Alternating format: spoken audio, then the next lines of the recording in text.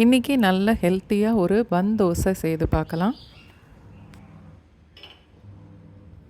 1/4 cup அளவுக்கு துவரம்பருப்பு,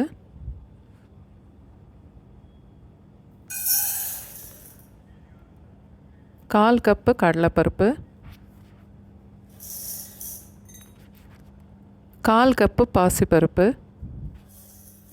1/4 cup உளுந்தம்பருப்பு.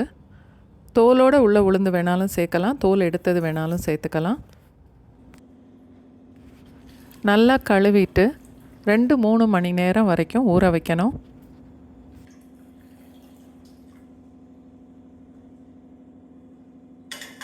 நல்லா ஊறினதுக்கப்புறம் உப்பு தேவையான அளவுக்கு தண்ணி சேர்த்து மிக்சியில் நல்லா நைஸாக அரைச்சி எடுத்துக்கணும்.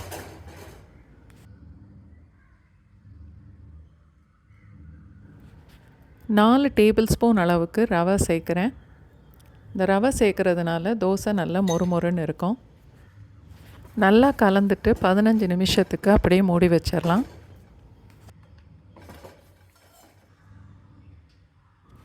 ஒரு பேனில் 2-3 டீஸ்பூன் அளவுக்கு எண்ணெய் சேர்த்துட்டு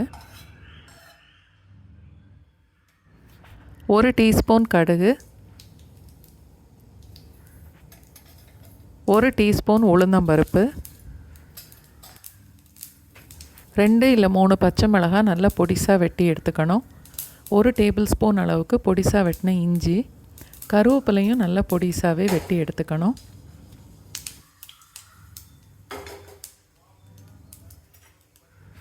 இஞ்சி, பச்சை மிளகாய், கருவேப்பிலை எல்லாத்தையும் தாளித்ததோடு சேர்த்துட்டு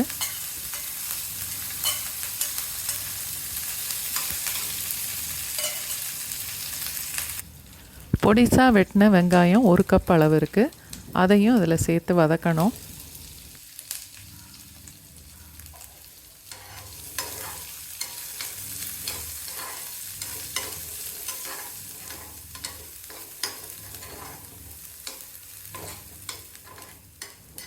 வெங்காயம் நல்லா செவக்கிற வரைக்கும் வதக்கிட்டு எல்லாத்தையும் மாவோடு சேர்த்து நல்லா கலந்துடணும்.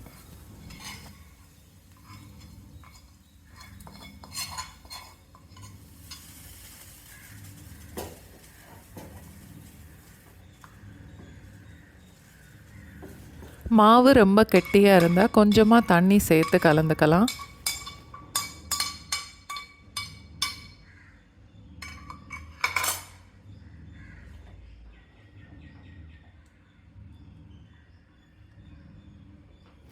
பொடிசாக வெட்டின மல்லி இலையும் சேர்த்து கலந்துக்கணும். இந்த பன் தோசை தாளிக்கிற கரண்டிலையும் செய்யலாம், இல்லை ஆப்பச்சட்டியில் கூட செய்யலாம். 3 இல்லை 4 டீஸ்பூன் அளவுக்கு எண்ணெய் ஊற்றிட்டு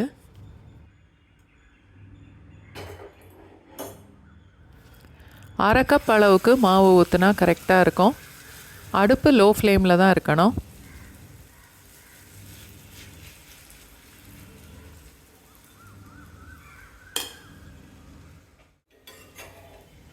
ஒரு சைடு வெந்ததுக்கப்புறம் அடுத்த பக்கம் திருப்பி போட்டு வேக வைக்கணும்.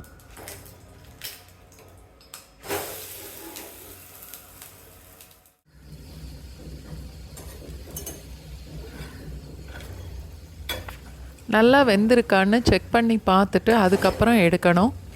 வேகலைன்னா இன்னும் கூட ஒரு 2 நிமிஷம் வேக வைக்கலாம். இன்றைக்கி நான் எடுத்துருக்கிற மெஷர்மெண்ட் அளவுக்கு 5 இல்லை 6 பன் தோசை வரும். எண்ணெய்க்கு பதிலாக நெய் சேர்த்து கூட தோசை செய்யலாம்.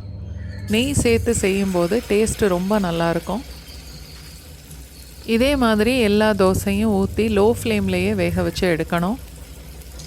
இந்த பன் தோசையோட தேங்காய் சட்னி சேர்த்து சாப்பிட்டு பாருங்கள், ரொம்ப நல்லாயிருக்கும்.